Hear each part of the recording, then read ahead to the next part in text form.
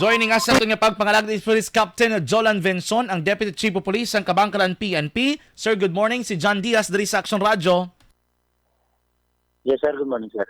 Yes, sir. Thank you so much for your time. I'd like to confirm, sir, no, may vehicle accident na nagluntad dira sa area ng Barangay 1. Kundi magsala, ano ni Aquiles Zyco Street, sir? Achilles, sir. Achilles. Aquiles Zyco Street. Sakop ka Barangay Yes, 1, sir, no? Yes, sir. Sir, talas, anong pinaka-latest investigation? Paano nataboy ng aksidente? Kaganong mga involved, sir? Bali, sir, ang involved siya ni sir, ang Barangay DRRMO, sir, sang Barangay Kamingawan, sir. Kamingawan, di Kamingdangan.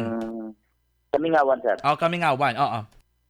Gisa ka motorcycle, sir, muning NMAX, sir. Okay. Sir, bali, ining emergency service o kung ng rescue vehicles ng Barangay Kamingawan, may mga sakay ni sir ng mga pasyente? Yes, sir, may ara ni sir, nga sakay nga pasyente, sir. Mga pilak-bilog, sir? Isa, sir. Isa ka babae, sir.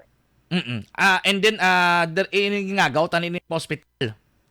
Yes, sir. Going ni ang DRRMO, sir, sa District Hospital sa Kabangkalan, sir. Kung baga, from south direction, sa kadigto na sa south ang Kamingawan, Yes, sir. From Kamingawan. pasulod dala sa Kabangkalan proper? Yes, sir. Sa tubang mismo, sir, sang Gaisano. Dra sa Gaisano City.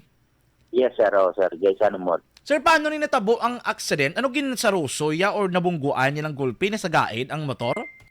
Bali, sir, ang natabogin ni sir, na approaching ni sir ang DRRMO Bicol, sir, no? Bali, nadiparahan ni sir aton nga traffic enforcer. So, ginpol stop ni tanan sang aton nga enforcer, sir, ang mga salakyan. Kay dira mismo sir mo ng area mo na dang traffic, may traffic traffic lights ta. So pag full stop ni sir, wala ang ining NMAX, sir, ari ni siya sa west nga direction, sir. So wala ini na diparahan sang aton nga traffic enforcer nga ining NMAX nga motor, sir, madasig ang dragan. So gintagaan niya ni giveaway, sir, ang DRRMO nga makalabay, sir. So kumo nga ang ining NMAX madasig man naglaga na nagtabok ini, sir, sa crossing man, sir. So mo to, sir, nga nabungguan sang DRRMO, sir, ang NMAX. Sir, ginsudsod pa ni sang emergency vehicle ang NMAX pakadok kilidalan? Yes, sir. Oo, sir. Ano man, sinoning sakay sang motorsiklo, sir, pila karon ang pinaka-latest naton nga report nga mga pilason or nagkalamatay sa aksidente? Bali, tatlo na sila, sir. Muning driver nga si Glenn Ramirez, sir, kagang duha ka backrider.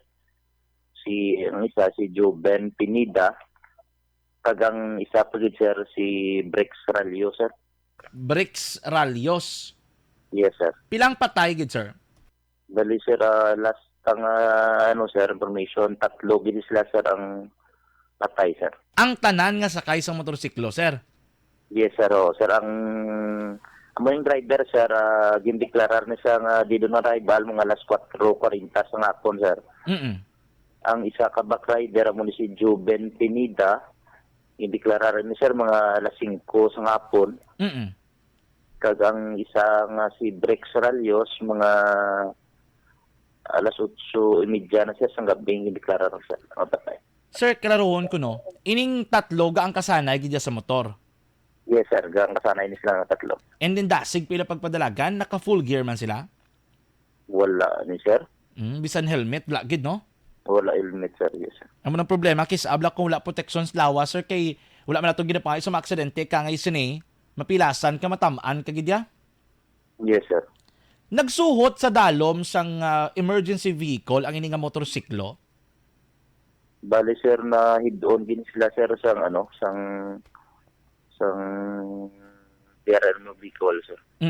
So on the part naman yan, sir, of the DRRMO vehicle, kamusta mga sakay sin involving ang pasyente kang driver, sir? Ang sa parts ng DRRMO vehicle, sir, wala na sila, sir, sang injury, sir, nga nagom, sir. Only lang sir ang amuning damage ang vehicle ang na ano sir. Oo. Ang pasyente, sir, kamusta, sir?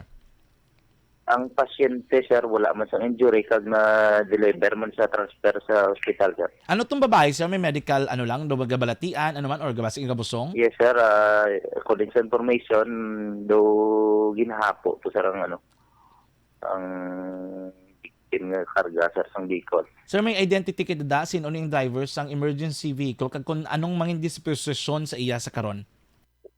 Yes sir, ang ngalan sa aton nga driver sa Municipal de Los Reyes sir.